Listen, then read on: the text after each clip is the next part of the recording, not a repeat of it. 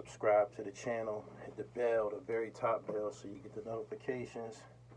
If you tune in to me, you watching the Dribble by Gully TV. This is a live performance for y'all who on the road and y'all who following the podcast. Available on all streaming sites. Turn me up, you could listen to it, but this is a little treat for my YouTubers. Mic check.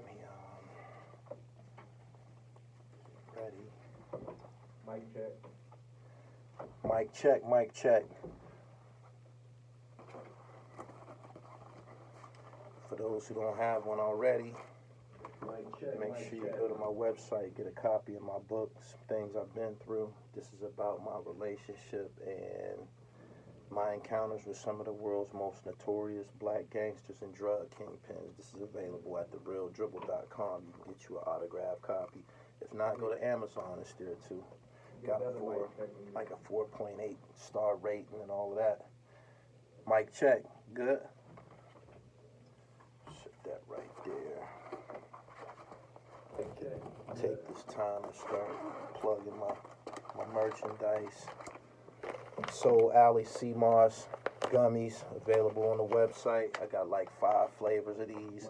This has been a big hit. This is the 10-ounce bag. This is the 4-ounce bag. I got them both available in about 5 different flavors, and I got the actual raw sea moss gold, and sea moss purple. If you get them both, we call them the Laker pack. You know what I'm saying? Everything basketball around here. You know what I'm saying? Because we balling. I just left Vernon Maxwell from the Houston Rockets and shit. We took a picture, kicked it for a minute. He's tall as a motherfucker. I told y'all this many, many times that NBA players, they're abnormally big when you see him in person. When you see Mad Max on TV, he looked like he was regular size or short. That's because he's out there standing next to Akeem Olajuwon, who's 7 foot. Yeah, tall, athletically built. Look like he's capable of still giving motherfuckers some buckets to this day. I got a great show. I'm glad that my book shows in the background. Move that over here so y'all can see it. Boom, boom, boom. Got a great episode for y'all. I think this is episode 44, season 2. Make sure you tuned in to me. PILLMATIC available on all streaming sites. You know how to start it with the commercial, and then the same music from last time. I'm still plugging the album. You let me know when you're ready.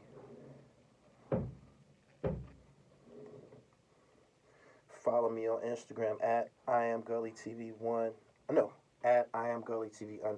On Twitter at GullyTV1. Go over there to IG and check out my new picture I just posted with Vernon Maxwell from the Houston Rockets.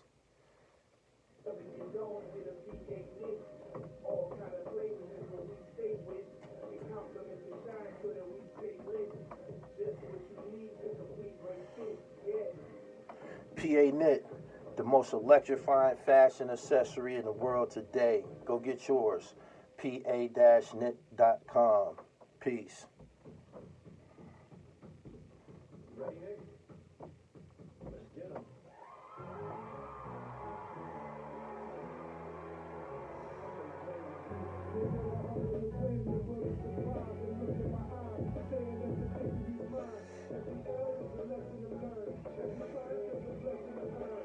Truck drivers, turn me up.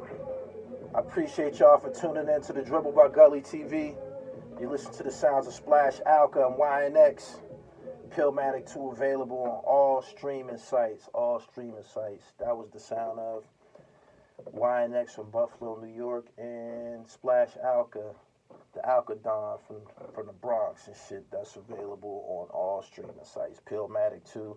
And go get PILLMATIC 1 if you're new to this. I got a great show for y'all. Y'all gonna crack up. Y'all gonna really enjoy this. I've been thinking about this. Let me move my mic just a little bit. Been thinking about this since last night. And for those of you who are watching this episode clip on YouTube, I want to see if I can open this phone up and give y'all a sneak peek.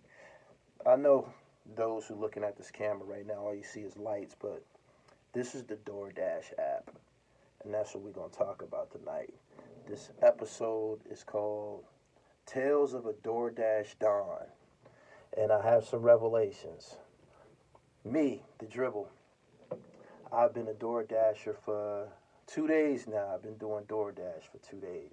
I was looking for another source of income. I'm so up to my neck in investments, running these companies. I got the Dribble God Athletic Sports and Apparel Company. I got the PA Knittage. I got 2 websites. I got YouTube. I got 2 cars. You know what I'm saying? I gotta stay fresh, and most importantly, I got the S&P 500 and Rumble, and PayPal. Those are the 3 stocks that I've been investing in, and I've been looking for some more investment dollars. And one of the things that inspired me was somewhere along my travels on YouTube, I seen a video, and it was like testimonials from people who are doing DoorDash, and I was reading some of the comments, and one of the comments was from a guy. He said, man, when I started DoorDash, my friends was making jokes about me and this and this and that, but I've been knocking down like between 900 and 1,200 a week every week. And I was like, damn. You know what I'm saying? This is in addition, this is something that people do part-time. This is in addition to other employment, other employment or careers that people have and shit. You have people that might work in an office during the day, and then at night they DoorDash. Or you might have people that work in the foundries and the factories and shit, and in their spare time they DoorDash. They might even DoorDash on the weekends. But I like money. I love getting money, and it was something that once I seen that, I said, damn. There's times during the course of me running my empire where I be needing some extra paper. You know what I'm saying? I'm the type of guy to re-up with everything. I've told y'all about that many times. And I re-up with everything, sometimes to my own detriment. I'm just trained to spend it all. I believe that much in my dribble. You know what I'm saying? I'm a fantastic hustler. And that's just what it is. And shit, I re-up with every dollar.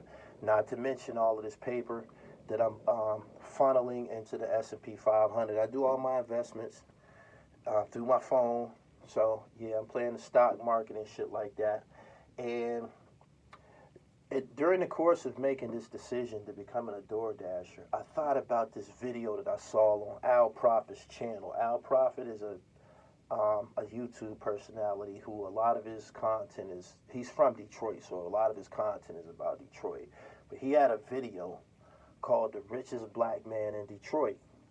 And if you ever visited Al Prophet's channel, if you ever listened to his content, he always talking about black drug lords, BMF, Big Meech, Demetrius Holloway, Maserati Rick, Young Boys Incorporated, the Chambers Brothers. It's always, whenever he talking about money and power and influence, he's talking about a drug kingpin. Well, this video that he has on his channel called The Richest Black Man in Detroit, when I seen the title, it was something that I had to immediately tune in to see what it was. And when I watched the video, I believe the guy who was telling the story name was Courtney Brown. I'm almost positive. And he is from a big drug organization that was in Detroit from back in like the 70s and shit.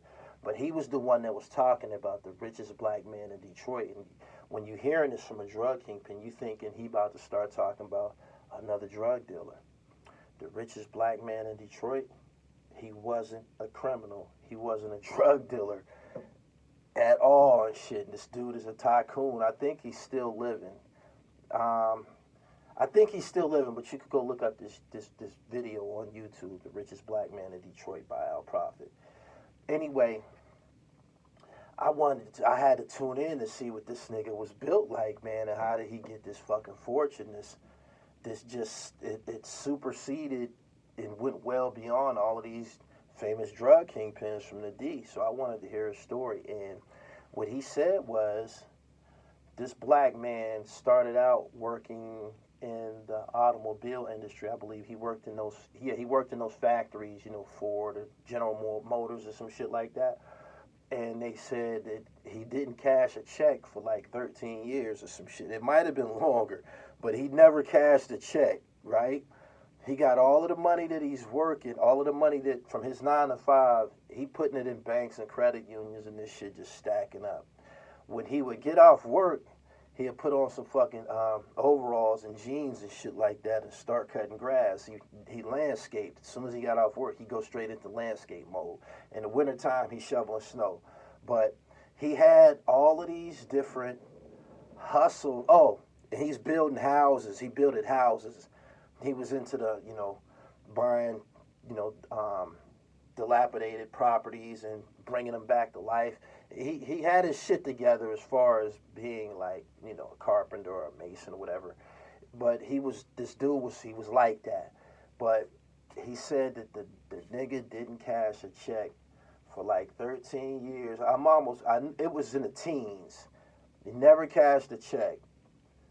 Got off work, did fucking landscaping, cut grass, and, did all types of landscaping and shit in the neighborhood. And when he wasn't doing that, he was building houses and fucking with these old, houses and shit like that. Right? Make a long story short, the fact that he got these checks just piling the fuck up, it could tell you what type of interest rates and all this mathematical magic happens, and he's in the streets getting money doing landscaping and all of this type of shit, right? So I thought about that shit, and I immediately thought about my Uncle Tim, who I've spoken about many times on my platform. My Uncle Tim is probably one of the more successful black men that I know.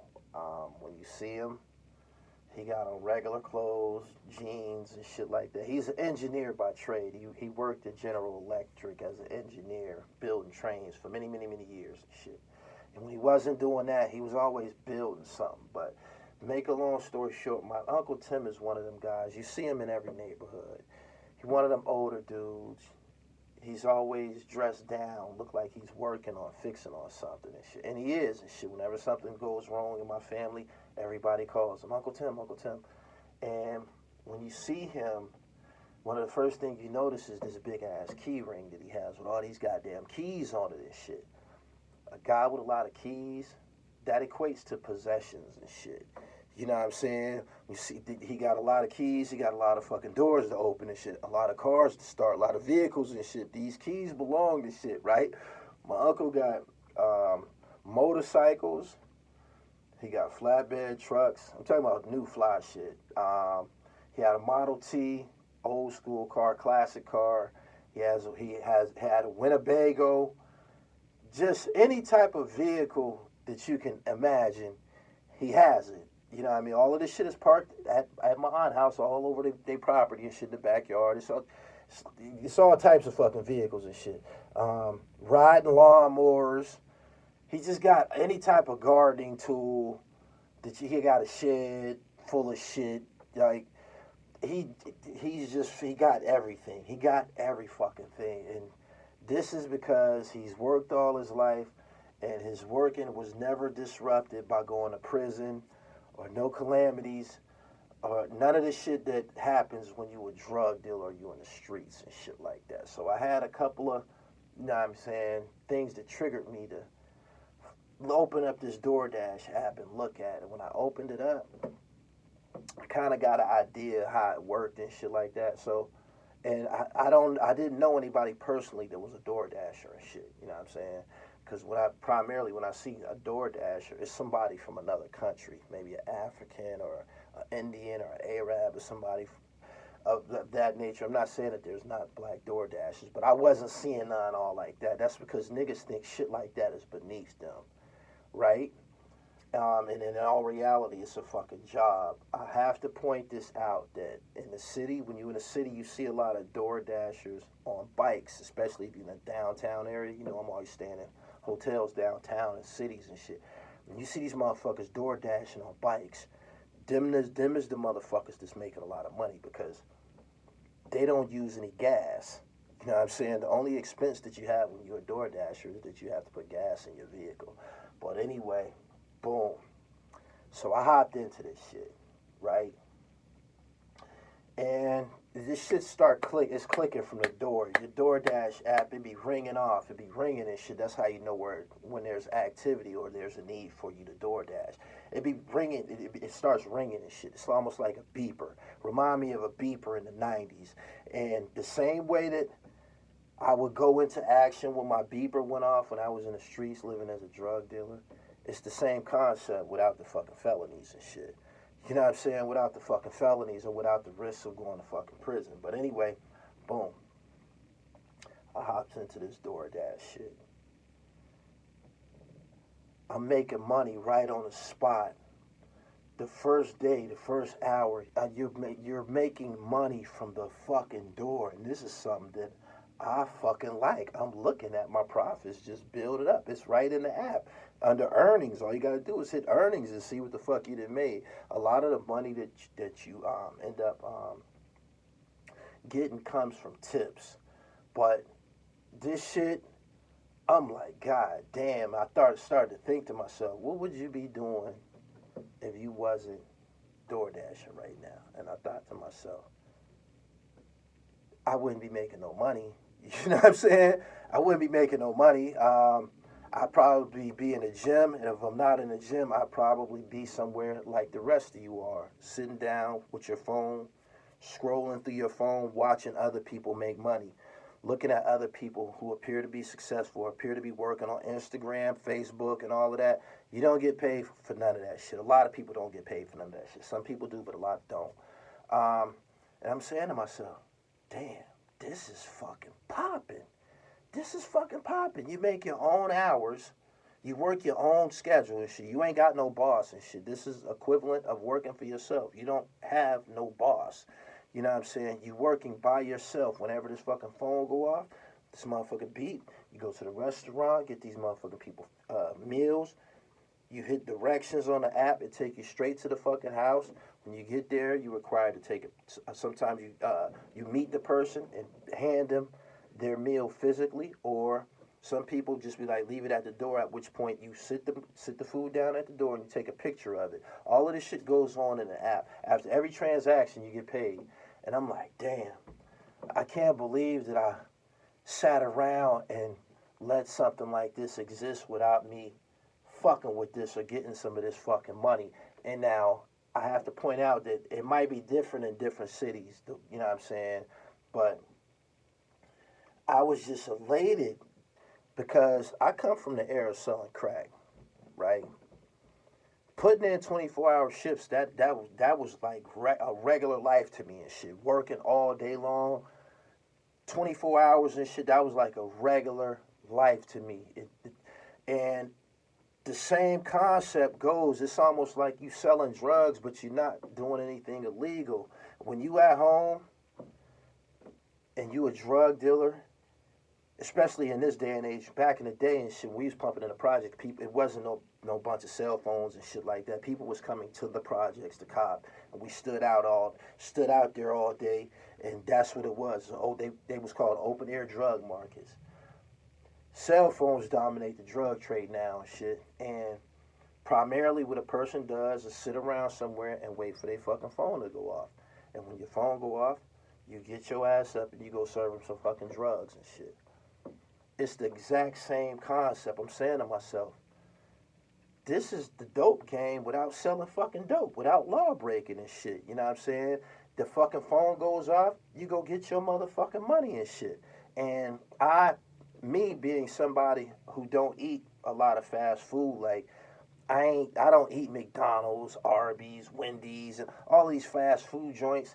That shit has been out of my system for many, many years, you know. As soon as I became, you know, deeply health conscious and shit, I eliminated all of that type of action. I don't eat at none of those restaurants and shit.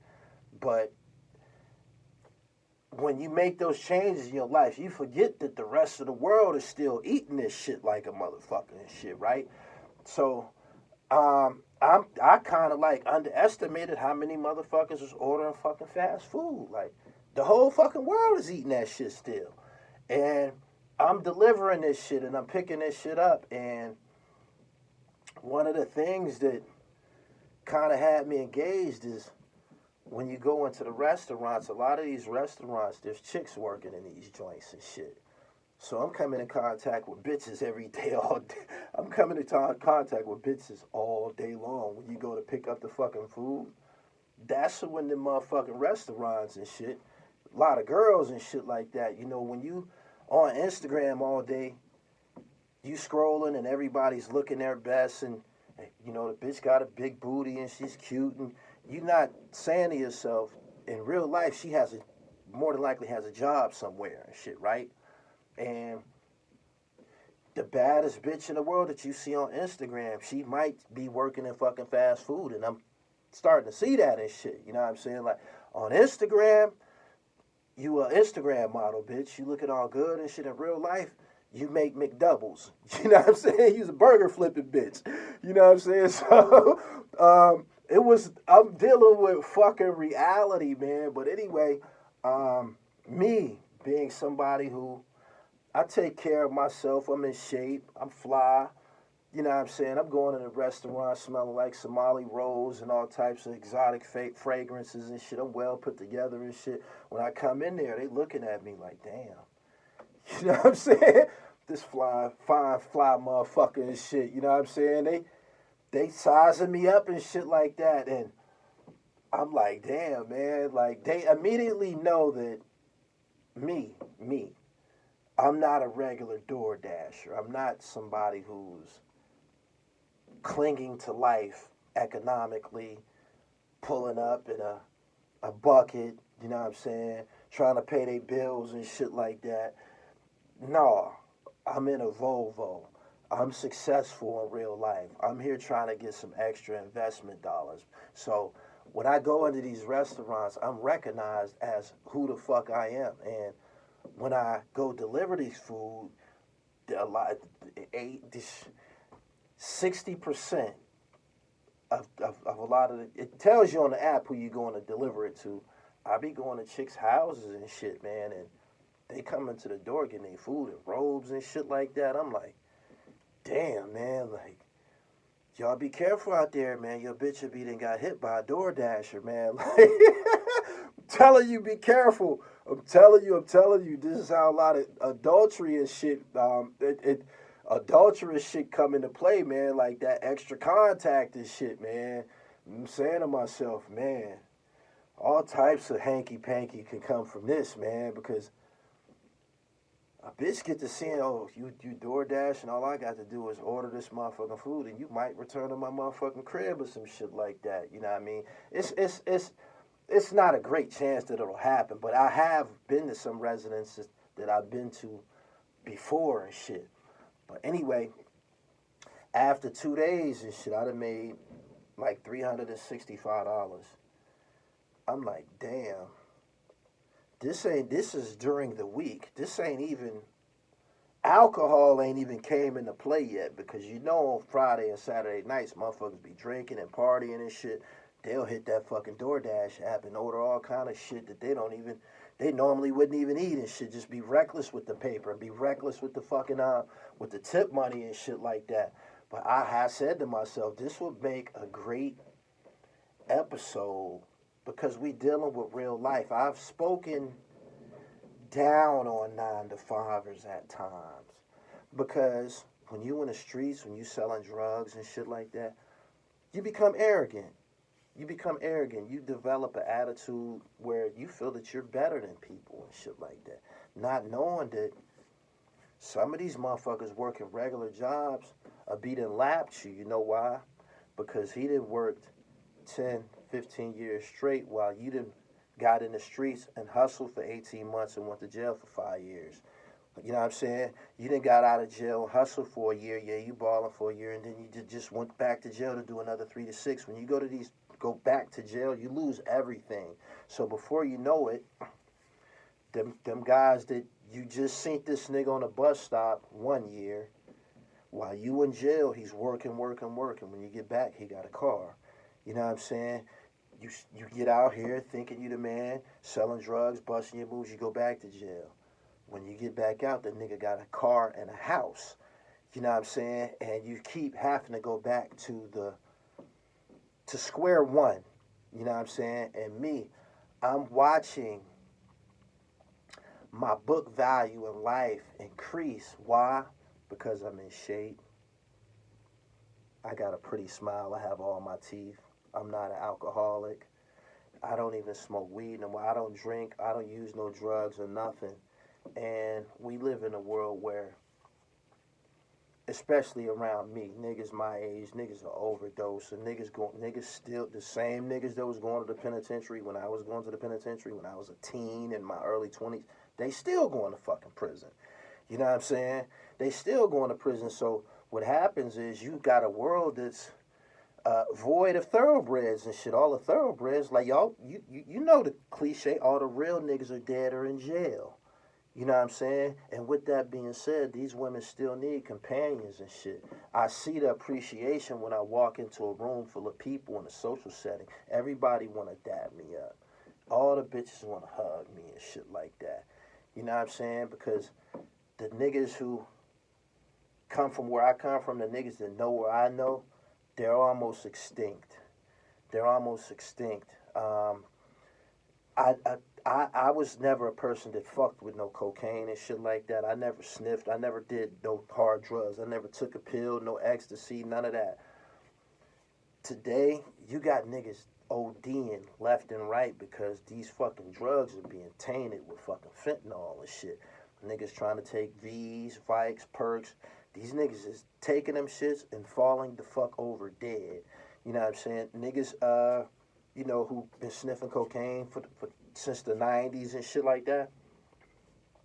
You could take a line today and it'll be your last motherfucking night. I'm seeing a lot of that. A lot of niggas around me, niggas that I was in the streets with, they're dying. They're dead.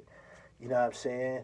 And I'm seeing my book value increase because I'm present. You know what I'm saying? I'm God, Cypher Divine in the flesh. And it's about existing. It's about being free. It's about building and shit. And I'm saying to myself, thinking back to the brother from Detroit who's the richest black man in Detroit and how much work he put in. You know what I'm saying? And how he ended up having this fortune.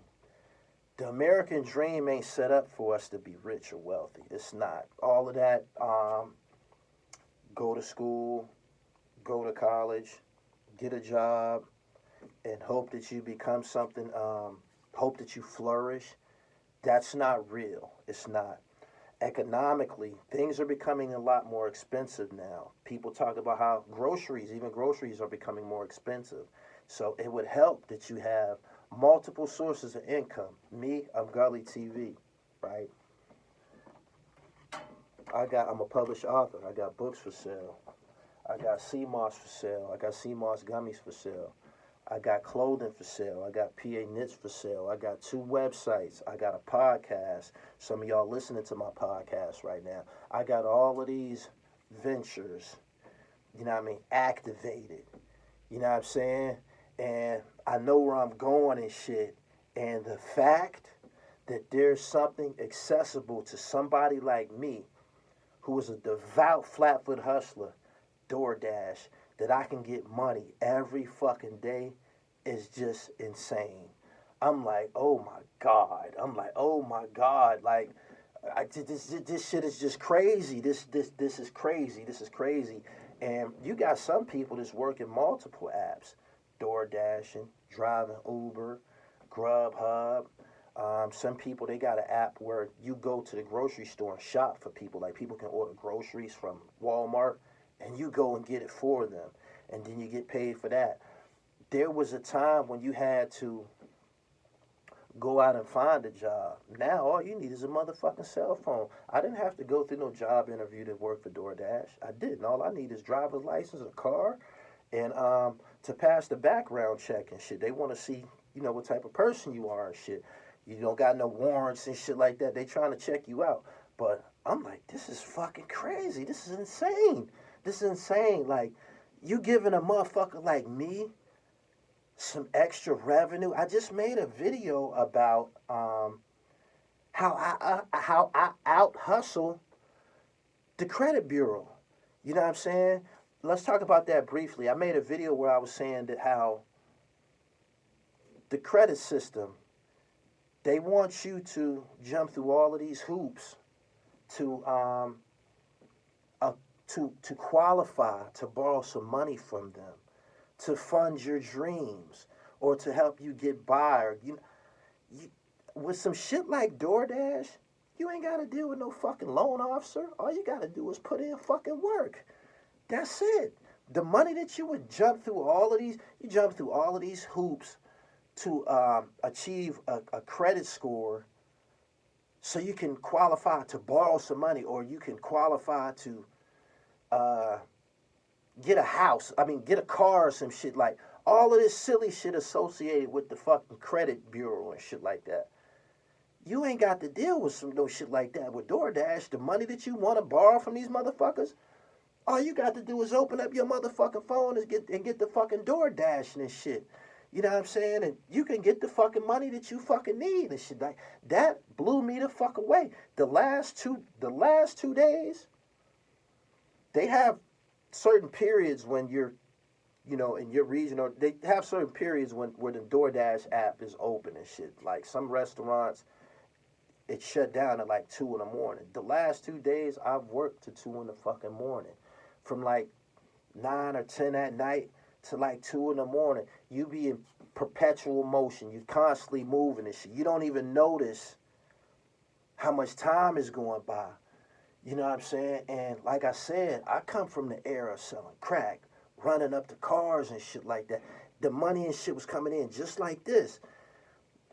This motherfucking DoorDash app ringing and shit, ringing and ringing and ringing. Every time this motherfucker ring, it's some money on the other end of this motherfucker and shit.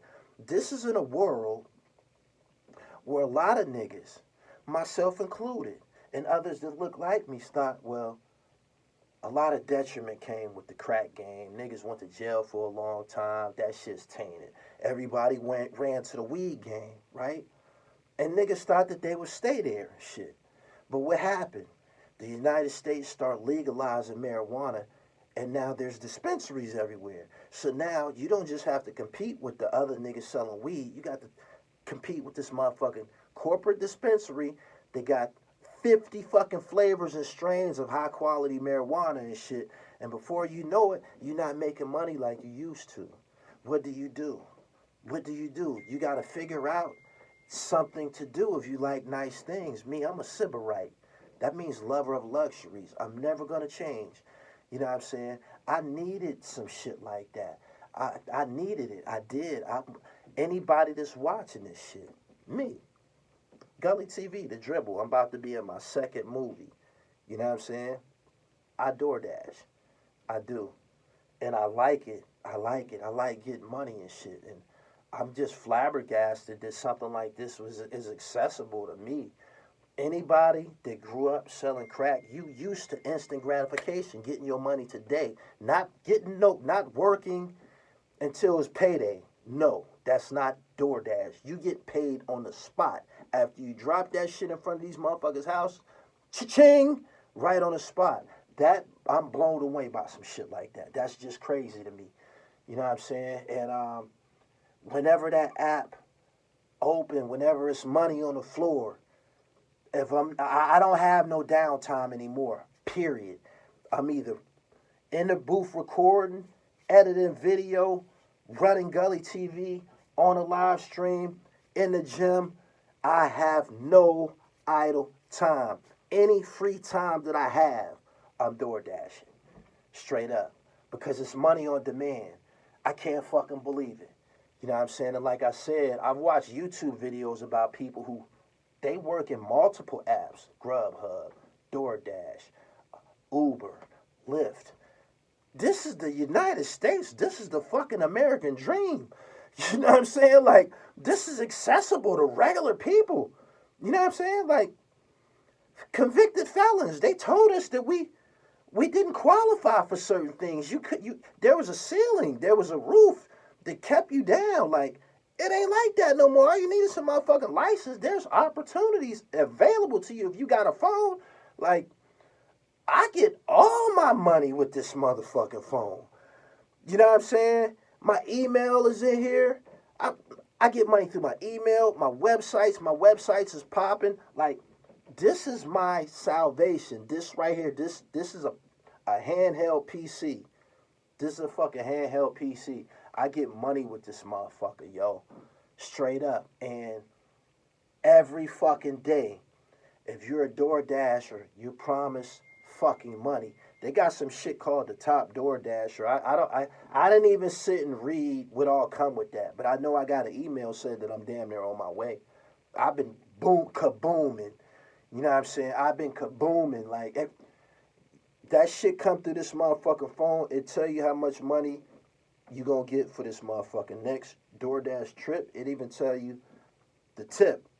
You know what I'm saying? Like, all of these numbers, I like that.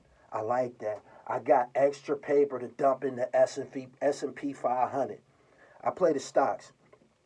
I got extra money to dump in the S&P 500. I'm starting to escalate and advance so fast from reading books about successful people like the 50th Law by 50 Cent. Everything about me is changing fast. You know what I'm saying? I'm on some tycoon shit. Like, and no, some shit like DoorDash is not beneath me. For real, like, you got people out here who be going without, who be struggling, who be suffering and shit. You know what I'm saying? And a lot of these people that I'm describing, they former drug dealers. It stunts your growth. You be in the streets and you get used to sitting on your ass, getting money like that. That shit is dried up. Things have changed. The world has become more expensive. Everything. You know what I'm saying? So you need to have multiple streams of income. They say to become a millionaire, you need 6 streams of income to become a millionaire. I'm up around 6. I might got 7, but I made this video so I can encourage and influence anybody who's listening to get up off your ass and get some money, because this is still the greatest country in the world. They're giving it, this shit is accessible to people like me and you. You know what I'm saying? And even though I have my own companies, I got several. They're doing well. I sell a lot of fucking PA knits. A lot. My websites are booming. I sell a lot of fucking CMOS, a lot of CMOS gummies. I sell books. I sell clothes. I'm making money that I can invest further into all of these business ventures. I got another source of income. I'm saying to myself, damn, what's the next thing that I could do slick? You know what I'm saying? Because I'm starting to feel more brilliant than every motherfucking body. You know what I'm saying? 38 Special said this. He said, making money legal really expanded my ego. Same thing here.